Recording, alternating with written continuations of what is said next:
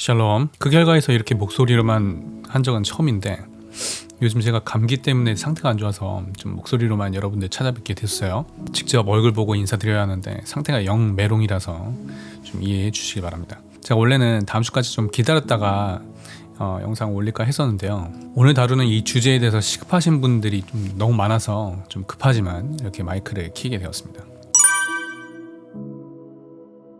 여러분 결혼을 준비하시다 보면 여러 가지 준비하실 것도 많으시지만 인간적인 힘으로는 도저히 해결할 수 없는 그런 문제에 봉착하기도 합니다. 뭐 여러 가지가 있겠지만 보통은 사람의 마음에 변화가 필요한 경우가 이렇게 기도 제목이 되잖아요. 제가 예전에도 조사를 했었지만은 지금 이 영상을 보시는 분들의 80%는 싱글이실 거란 말이에요. 자, 그런데 제가 상담 요청을 받는 분들의 거의 99%는 대부분 가정을 이미 이루신 분들이나 교제 중이신 분들에게서 상담 요청을 받습니다. 그만큼 우리가 교제를 하면서 그리고 가정을 이룬 뒤에 갈등 상황이나 기도할 거리들이 훨씬 많이 발생한다는 것이겠죠. 정말 믿음으로 인도함 받아서 교제하고 결혼했는데 너무나 많은 문제들에 봉착한다는 거죠. 예를 들면 서로의 부모님께 인사를 드리러 갔는데 상대방의 부모님께서 자신의 마음에 들어하시지 않는다던가, 자신이 이렇게 살이 찌면서 결혼을 약속한 상대방의 감정이 흔들리는 것을 보면서 이대로 괜찮은 건지 그렇게 고민하시고, 그럼에도 불구하고 이게 또 살을 빼지 못해서 괴로워하시는 분도 계시고요. 아니면 정치관이 서로 다른 그런 집안과의 결혼, 이런 것이 고민이 된다던가, 중독 문제가 해결이 안 돼서 불행을 맛보는 분들도 계시고요. 이 외에도 좀 어떤 사연들은 너무나 특이해서 이걸 공개하는 순간 그 사람이 누구인지 딱 특정되기 때문에 제가 이렇게 함부로 공개할 수 없는 너무나 특이한 사연들이 진짜 많았습니다. 여러분들이 결혼을 준비하시다 보면 정말 예상치 못하는 문제들에 많이 봉착을 하게 되기도 하고, 정말 하나님의 도우심이 없이 정직한 방법만으로는 도저히 해결할 수 없는 그런 문제들을 맞닥뜨리게 되는 경우들을 종종 맞이하게 되죠. 기도밖에는 답이 없는 경우가 있어요. 그래서 오늘 제가 드릴 말씀은 꼭 결혼 준비에만 해당되는 것이 아니라 여러분의 인생에 닥치는 여러 문제들에 있어서도 적용할 수 있는 내용입니다. 그런데 그 전에 좀 말씀드릴 부분이 있어요. 뭐 다들 아시겠지만 저는 여러분들의 성공적인 결혼을 위해 멘토링하는 사람이 아닙니다.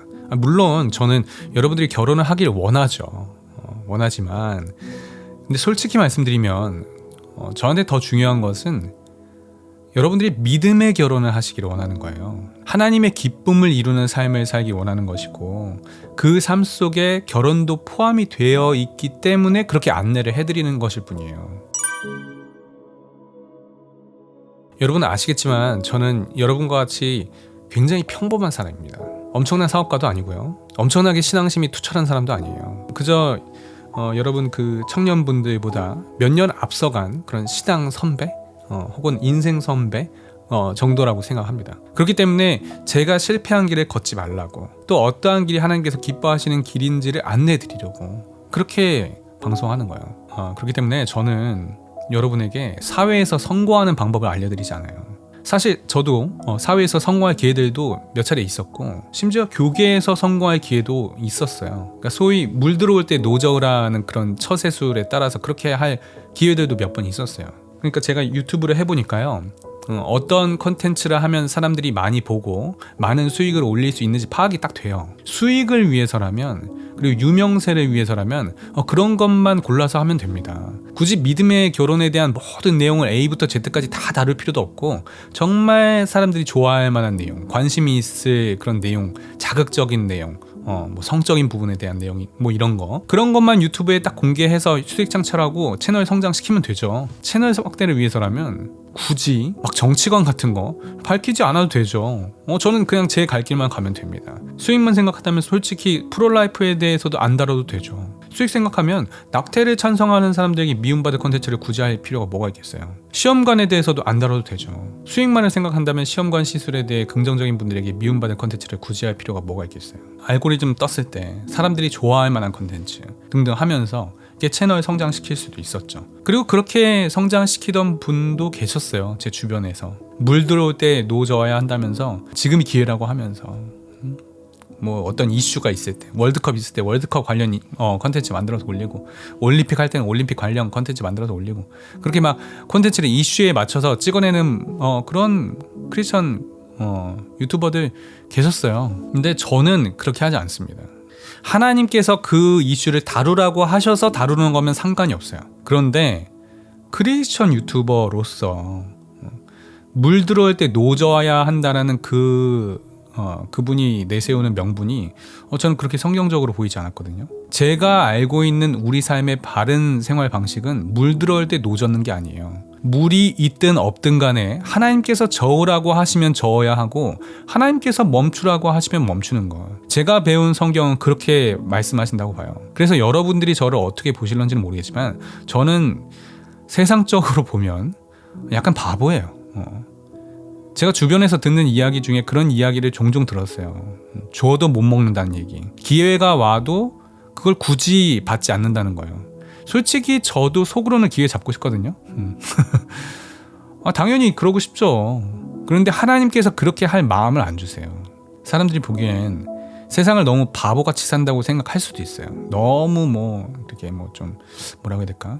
이렇게 선비처럼 꼬장꼬장한 그런 꼰대처럼 산다고 그렇게 생각할 수도 있어요. 꼭 이렇게 정도만 걸으려고 하고. 아까 그 크리스천 유튜버 분 있잖아요. 물 들어올 때 노져야 한다는 그분은 물 들어올 때는 대출을 끌어와서라도 사업을 확장해야 한다고 하셨거든요. 그런데 저는 기본적으로 사랑 외에는 아무에게든지 아무 빚도 지지 말라고 하셨기 때문에 대출 받아서 하실 거라면 그렇게 하시라. 하지만 나는 그렇게 할 수 없다 라고 했죠. 그러니까 만약 하나님께서 대출을 받아서라도 하라고 말씀을 하셨다면 그렇게 하겠지만, 그렇지 않다면 생계를 위해서 어쩔 수 없이 하는 것도 아니고 투자와 성장을 위해서 그렇게 빚을 끌어다 하는 것은 뭔가 제 신앙 양심에 걸려서 그렇게 하기 힘들다고 말씀드렸어요.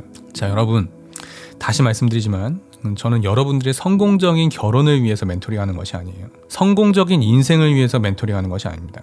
그저 저는 제가 생각하기에 하나님께서 기뻐하시는 방법으로 사는 것이 이런 것이라고 생각한다, 이렇게 말씀드릴 뿐이고, 이 메시지를 듣고 감동을 받거나 도전이 되시는 분들은 저를 따라 그렇게 사시면 되는 것일 뿐입니다.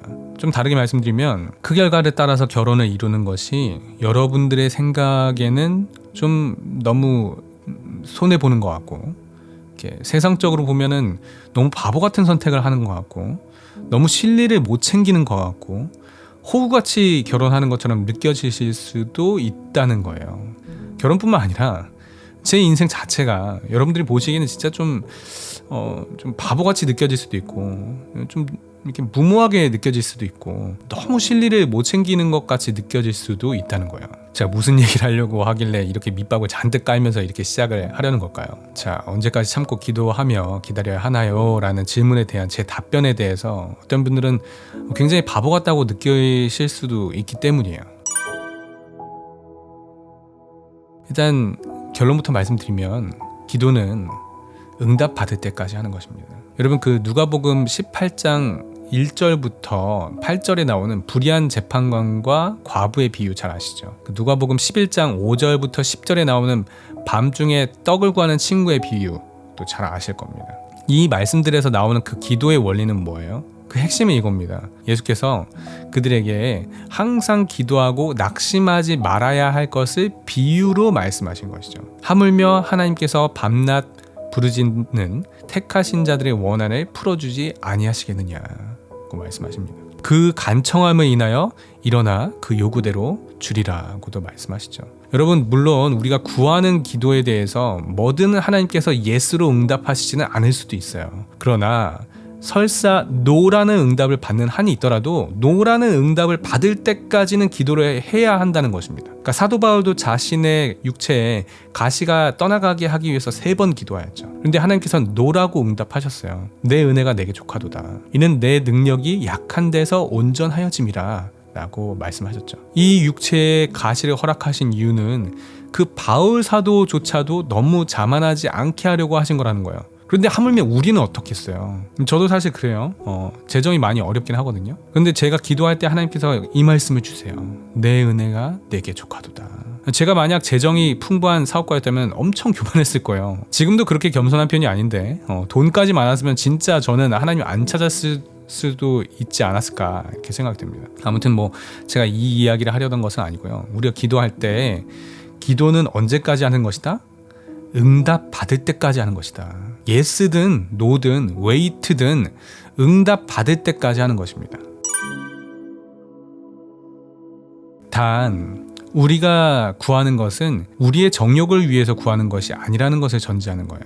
야고보서 4장 2절에서 3절 말씀에 너희가 얻지 못함은 구하지 아니하기 때문이요 구하여도 받지 못함은 정욕으로 쓰려고 잘못 구하기 때문이라. 그러니까 우리가 얻지 못하는 것은 구하지 않기 때문이래요. 그런데 구하여도 받지 못하는 것은 정욕으로 쓰려고 잘못 구하기 때문이라는 것입니다. 그래서 우리가 하나님께 무엇을 구하기 전에 그 구하는 마음의 동기를 잘 점검해야 한다는 거예요. 전 사실 기도할 때 무엇을 구하는 기도는 있잖아요. 정말 1초면 끝나요. 제가 하나님께 기도하면서 기도의 씨름을 하는 대부분의 시간은 이겁니다. 나의 마음의 중심이 어디 있습니까? 지금 내가 이것을 구하는 것이 정말 나의 정욕에서 나오지 않은 것이 맞습니까? 주님, 이것이 정말 주의 나라와 그의 의를 먼저 구하려는 마음에서 나온 것이 맞습니까? 주님, 저는 거룩한 삶을 원합니다. 그런데 주님, 제가 주님께 원하는 이 거룩을 원하는 동기가 정말 주님께서 받으실 만한 동기에서 나온 게 맞습니까? 제가 왜 이 거룩을 원하고 있습니까? 저희 진짜 동기가 무엇입니까? 정말 주님이 원하시는 대로만 살려고 하는 게 맞습니까?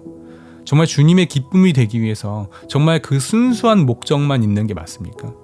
아니면 이제 다시는 이 음란이라는 죄로부터 죄책감을 느끼지 않고 사람들과 하나님 앞에 당당하기 위해서 원하는 것입니까? 다시는 회개기도 하지 않으므로 이런 괴로움에서 벗어나려는 그런 마음의 동기는 없었습니까? 주님께 붙들린 삶을 살려고 거룩을 원하는 것이 아니라 오히려 주님으로부터 자유함을 얻기 위해서 거룩을 원하는 마음이 있었던 것은 아닙니까? 주님, 이런 불순한 동기가 저에게 있었음을 고백합니다. 주님, 저는 주님을 원한 것이 아니라 주님으로부터 나오는 콩고물에만 관심이 있었나 봅니다. 주님을 원하는 것이 아닌 주님의 은혜만을 원했었나 봅니다. 천국을 원했을 뿐 천국에 계신 주님을 원하지는 않았었나 봅니다. 주님, 이 죄인을 용서하소서. 아직도 제 안에는 제 자아가 펄펄 살아있습니다. 아직도 내 안에 예수로 다시 살려는 마음의 동기가 아닌 내가 내 인생의 주인이 되어서 그렇게 살아가려는 마음의 동기가 있었음을 고백합니다. 주님, 제가 주님의 은혜의 단맛에 빠져 정작 주님을 잃어버렸음을 용서하소서. 주님, 돈 필요합니다. 이런 기도만 하면 저는 기도를 단 5분도 지속할 수가 없을 거예요. 그 마음의 중심을 파고 또 파고 들어가는 기도를 하니까 기도가 계속 깊어져 가고 길어져 가는 거죠. 그리고 앞에 기도를 보셔서 아시겠지만 지금 이 기도는 제가 하나님께 일방적으로 말씀드리는 기도가 아니에요. 제가 하나님께 묻고 물은 것에 대해서 하나님께서 깨닫게 하시는 것을 또 제 입으로 고백하는 기도죠. 즉, 제 기도는 핑퐁 기도라는 겁니다. 제가 일방적으로 하나님께 막 쏟아놓는 것이 아니라 하나님과 서로 대화하는 기도라는 거예요. 이 대화 안에서 성령의 역사로 회개의 역사도 일어나고 치유의 역사도 일어나고 예언의 역사도 일어나는 거예요. 참고로 말씀드리지만 여기서 말하는 예언이란 메시지를 의미하는 거예요. 성경에서 말하는 예언에는 두 종류가 있는 거 아시죠? 미리 예자를 쓴 예언도 있지만 맡길 예자를 쓴 예언도 있죠. 미리 예의 말씀어는 미래에 일어날 일을 말하는 것이죠. 그래서 다니엘의 예언이나 요한계시록의 예언을 예로 들 수 있겠지만 맡길 예의 말씀 원자는 하나님이 맡기신 말씀을 대신 전하는 개념이라고 해서 대언이라고도 하죠. 제가 기도할 때 받는 예언의 역사는 대언의 역사를 의미하는 거예요. 아무튼 이런 핑퐁식의 기도를 통해서 하나님께서는 다양한 역사를 하시고요.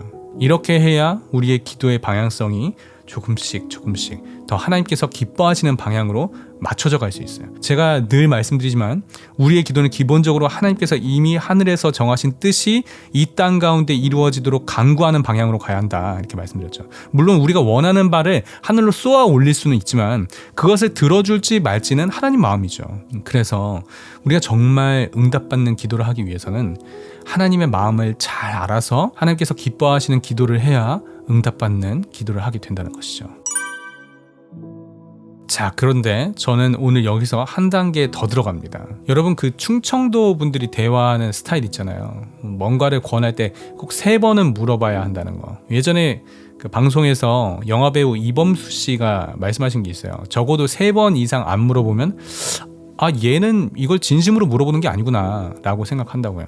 근데 사실 이게 맞긴 하죠. 진짜 찐 진심이라면 그렇게 여러 번 권하겠죠. 우리는 하나님과 대화할 때 꼭 이렇게 충청도 방식으로 기도할 줄 알아야 돼요. 아까 바울 사도께서도 자신의 가시를 위해서 3번을 간구하셨잖아요. 바울 사도도 3번을 간구했는데 우리 같은 사람들은 뭐 30번, 300번은 물어봐야죠. 들어줄 때까지는 밤낮을 가리지 않고 간구해야죠. 응답 받을 때까지 기도해야 합니다. 하나님을 귀찮게 하셔야 하는 거예요. 그런데 하나님께서 정말 우리를 귀찮아하시는 것일까요? 그렇지 않아요.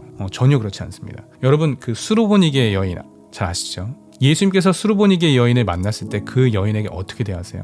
굉장히 차갑게, 냉소적으로 대하시죠. 예수님께 막 도움을 청하잖아요. 그때 예수님께서 어떻게 대하세요? 제가 읽어드릴게요. 예수는 한 말씀도 대답하지 아니하시니 제자들이 와서 청하여 말하되 그 여자가 우리 뒤에서 소리를 지르오니 그를 보내소서. 한 말씀도 대답하지 아니하셨다. 그러니까 무대응, 무반응으로 일관하십니다. 무시하시는 거예요. 여러분, 기도하실 때 하나님께서 내 기도를 무시하시는 것 같은 기분 드신 적 없으세요? 안 듣고 계신 것 같지 않으세요? 여러분, 거기서 기도를 멈추시면 충청도 사람들은 어떻게 생각한다고 했죠? 얘는 이걸 진심으로 구하는 게 아니구나 라고 생각한다고요. 우리 하나님도 어떻게 생각한다고요? 얘는 이걸 진심으로 구하는 게 아니구나. 여러분, 기도하시면서 이 무시의 고비를 통과하셔야 돼요. 그럼 이 고비를 통과하면 기도가 응답이 될까요? 그렇지 않아요. 그 다음 고비가 찾아옵니다. 그 다음 절입니다. 예수께서 대답하여 이르시되 나는 이스라엘 집에 잃어버린 양 외에는 다른 데로 보내심을 받지 아니하였노라 하시니, 여기 보면 나는 이스라엘 집에 잃어버린 양 외에는 다른 데로 보내심을 받지 아니하였다고 하세요. 아까는 모르는 척, 못 들은 척 이렇게 무시하셨는데 이제는 아예 대놓고 무시하시는 거예요. 여러분, 기도하실 때 이런 고비도 찾아오실 거예요. 진짜 대놓고 무시당하는 기분이 들 때가 있을 거예요. 아예 대놓고 비교하면서 무시하시는 거예요. 우리가 수련회 같은 데 가면 자기 주변 사람들은 다들 막 은혜 받고 난리 났는데 나는 그냥 좀 심드렁하고 왠지 하나님의 은혜가 나만 이렇게 비껴가는 것 같은 그런 기분이 들 때가 있어요. 축복도 막 주변 사람들은 뭐 다들 축복받고 막 다들 취업도 잘하고 결혼도 잘하는 것 같은데 나만, 내 기도만 유독 좀 잘 안 들어주시는 것 같으면서 하나님께 섭섭하다 못해 이렇게 상처받는 분들도 계세요. 자, 그런데 여러분, 예수님께서 이스라엘 집에 잃어버린 양 외에는 다른 데로 보내심을 받지 않았으면 예수님께서 굳이 이방 땅인 두로와 시돈에 왜 가십니까? 예수님은 이 수로보니게 여인을 만나려고 그 지역에 가신 거예요. 여러분, 예수님께서 하나님의 말씀도 없이 임의로 자기 마음대로 이렇게 사역하면서 움직이시는 분이신가요? 요한복음 8장 28절 말씀에도 그렇잖아요. 또 내가 스스로 아무것도 하지 아니하고 오직 아버지께서 가르치신 대로 이런 것을 말하는 줄도 알리라. 예수님께서는 하나님께서 가르치신 것 외에는 아무것도 임의로 하지 않으시는 분이세요. 예수님께서 두로와 시돈에 가신 것도 하나님께서 말씀하셨기 때문에 가신 것이고, 거기서 수로보니게 여인을 만나신 것도 하나님께서 말씀하셨기 때문에 만난 거예요. 그런데 지금 예수님께서 수로보니게 여인 만나러 왔으면서 반대로 말씀하시는 거잖아요. 그럼 예수님이 지금 뻥치고 계신 건가요? 이건 여러분, 이 가나안 여인의 마음을 테스트하시는 거예요. 그리고 하나님께서는 이렇게 우리의 마음도 테스트하십니다. 여러분, 이 테스트를 통과하셔야 합니다. 그런데 이 테스트를 통과하기 위해서는 한 가지 준비가 필요합니다. 여러분의 자아가 깨뜨려져야 돼요. 자신의 자아가 박살이 안 나면, 아직도 자아가 펄펄하게 살아있는 사람은 이렇게 무시받는 상황을 못 견딥니다. 여러분, 제가 예전에도 말씀드렸지만 상처를 받는 것은 물론 상처를 주는 사람이 문제이기도 하지만 상처받는 쪽 역시 자신이 기대하는 것만큼의 대우를 받지 못했을 때 상처를 받는 거예요. 만약에 자신이 기대하는 대우 자체가 아예 없다면, 나는 그 어떤 취급을 받아도 상관없는 그저 죄인 중에 괴수일 뿐이라는 사람은 그저 불쌍히 여김을 구할 뿐 주장할 수 있는 것이 아무것도 없는 것이죠. 그저 구할 뿐 들어주시면 감사, 안 들어주셔도 감사할 뿐이에요. 바로 이 가나안 여인의 자세가 그러했어요. 그 다음 절입니다. 여자가 와서 예수께 절하여 이르되 주여 저를 도우소서. 자신의 자아를 모두 십자가에 못 박고 아무것도 주장할 것이 없는 무익한 종의 자세를 가졌을 때 할 수 있는 고백이죠. 이 자세가 되어야 지금 이 예수님의 테스트를 넘길 수 있습니다. 자, 그런데 여기서 끝이 아니에요. 아직 한 발 남았다. 이렇게까지 자아를 죽이면서 주여 저를 도우소서 라고 나아갔으면 이제는 좀 들어주실 만도 하잖아요. 그런데 예수님께서는 여기서도 한술 더 뜨십니다. 그 다음 절입니다. 대답하여 이르시되 자녀의 떡을 취하여 개들에게 던짐이 마땅하지 아니하니라. 와, 이제는 아예 대놓고 비교하면서 무시하는 단계를 넘어서 이제 대놓고 헐뜯는 단계로 넘어가고 있어요. 정말 문자 그대로 지금 댕댕이 취급을 당한 거예요. 여러분, 신앙생활 하면서 이런 댕댕이 취급을 당하는 것처럼 모욕적인 사건을 당해보신 적 있으신가요? 그것도 막 예수님이나 아니면 권위자로부터 그런 취급 당해본 적 있으세요? 아니, 안 들어줄 거면 그냥 못 들어주겠다라고 하고 말지. 아니, 이렇게까지 모욕하면서 안 들어줄 일이야? 진짜 치사하고 안 입고 더러워서 진짜 응답 안 받고 말지. 이렇게 하실 분도 계실 거예요. 왜 그런 반응을 하겠어요? 아직 자아가 덜 죽은 거예요. 여러분, 자아 죽이는 것도 우리가 한두 번은 그런 척 할 수 있어요. 세상 사람들도 처세술이죠. 자신이 원하는 목적을 이루기 위해서는 때로는 숙이고 굽힐 줄도 알아야 된다라고 가르칩니다. 하지만 이것은 그 사람의 진심이 아니죠. 그저 세상의 처세술일 뿐이고 잠깐 겸손의 탈을 쓴 것일 뿐 실상은 그 안에 칼을 품고 있는 사람입니다. 지금 예수님께서는 이 사람이 잠깐 겸손의 탈을 쓴 것인지 아니면 진심으로 자아가 죽은 사람인지를 테스트하시는 것입니다. 앞에서도 말씀드린 것처럼 완전히 죽고 정말 그리스도로만 완전히 새롭게 태어났는지 한 번 더 테스트하시는 거예요. 그때 이 여인이 어떤 답을 내놓습니까? 그 다음 절입니다. 여자가 이르되 주여 올소이다마는 개들도 제 주인의 상에서 떨어지는 부스러기를 먹나이다 하니. 이건 어떤 말입니까? 주님, 맞습니다. 저 개 맞습니다. 저는 개와 같은 죄인 맞습니다. 그런 하나님의 은혜를 받을 자격이 전혀 없는 자 맞습니다. 하지만 개들도 상에서 떨어지는 부스러기를 먹지 않습니까? 제가 하나님께 은혜를 받을 자격도 없고 주장할 자격은 더 없지만 그럼에도 불구하고 부스러기와 같은 은혜라도 혹시나 좀 받을 수 있진 않을까 해서 왔사오니 주님, 제발 저희 딸을 불쌍히 여겨주시길 바랍니다. 이 말이잖아요. 그렇죠? 어떤 사람이 이런 고백을 할 수 있어요? 자아가 완전히 죽은 사람은 이런 고백을 할 수 있어요. 자신이 그 어떤 대우를 받는다 하더라도 그 대우에 대한 기대가 1도 없는 사람이 이런 고백을 할 수 있어요. 이제는 정말 잃을 것이 하나도 없는 사람, 그런 사람이 이런 고백을 할 수 있는 거예요. 자, 그러니까 예수님께서 결국 응답하셨죠? 그 다음 절입니다. 이에 예수께서 대답하여 이르시되 여자여, 내 믿음이 크도다. 내 소원대로 되리라 하시니 그때로부터 그의 딸이 나으니라. 자, 근데요 여러분, 이런 우리 삶의 문제들은 사실 하나님께서 여러분들을 다루시는 구실일 뿐이에요. 지금 이 수로보니게의 여인의 딸이 낳았잖아요. 그러면 이제 이 딸은 평생 안 아플까요? 그렇지 않아요. 또 아픕니다. 그리고 언젠간 죽습니다. 우리 인생이 다 그래요. 질병의 문제, 진로의 문제, 관계의 문제, 재정의 문제 등등 우리 인생은 문제가 끊이지 않아요. 계속 일어납니다. 근데 하나님께서는 그런 문제 안 일으키실 수도 있는 전지전능하신 분이시잖아요. 그런데 왜 하나님께서는 그런 문제들을 멈추지 않고 우리 인생에 계속 일으키실까요?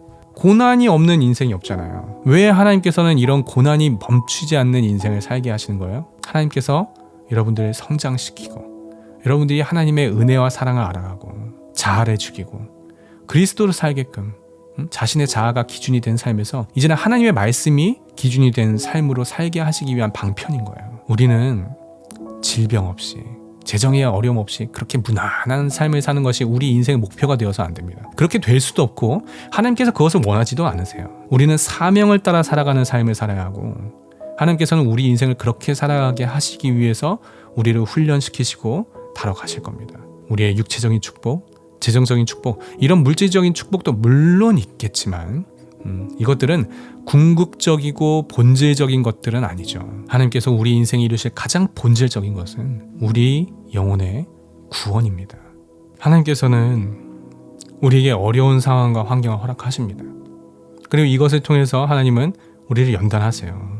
그리고 결정적으로 우리가 하나님 앞에서 완전한 자아의 죽음을 이루는 삶을 살아가도록 계속해서 우리 삶의 문제들을 닥치게 하실 거예요. 애굽에도 내려갔다가 그런 어려움을 당하게 하시고, 하갈을 통해 이스마엘을 낳게 되지만 결국 내쫓아 보내는 그런 아픔도 경험하게 하시는 그런 여러 실패와 아픔을 통해서 결국 하나님께서는 그런 실패의 조상을 믿음의 조상으로 견인해 가시는 것이죠. 여러분, 결혼 준비하시느라 여러 가지로 많이 힘드시죠?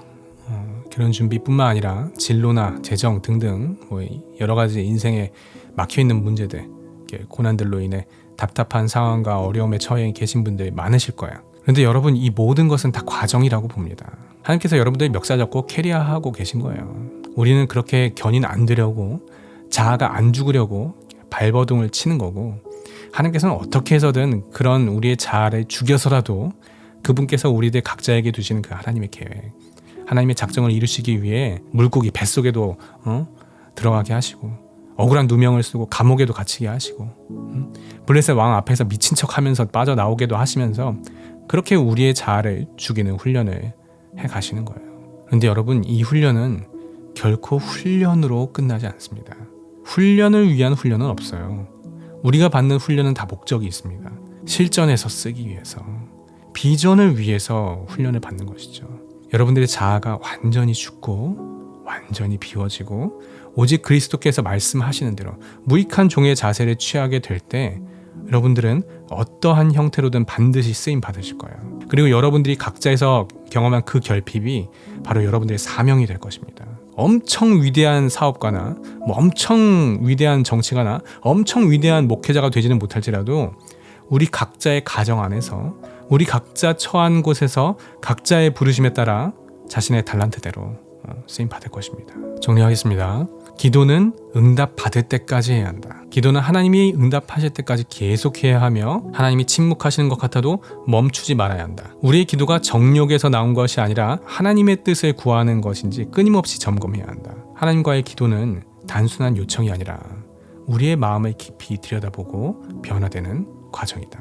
자아가 죽어야 하나님이 응답하신다. 기도 응답을 받기 위해서는 우리의 자아가 완전히 깨져야 하며 하나님 앞에서 겸손한 자세가 필요하다. 수로보니게의 여인의 예처럼 우리의 자아가 철저히 낮아질 때까지 하나님은 우리를 시험하시고 연단하신다. 응답보다 중요한 것은 하나님과의 관계이며 우리가 원하는 것이 아니라 하나님이 원하시는 방향으로 기도가 정리되어야 한다. 고난과 훈련은 반드시 사명으로 연결된다. 인생의 어려움과 기도 응답의 지연은 단순한 시련이 아니라 하나님이 우리를 성장시키고 사용하시기 위한 과정이다.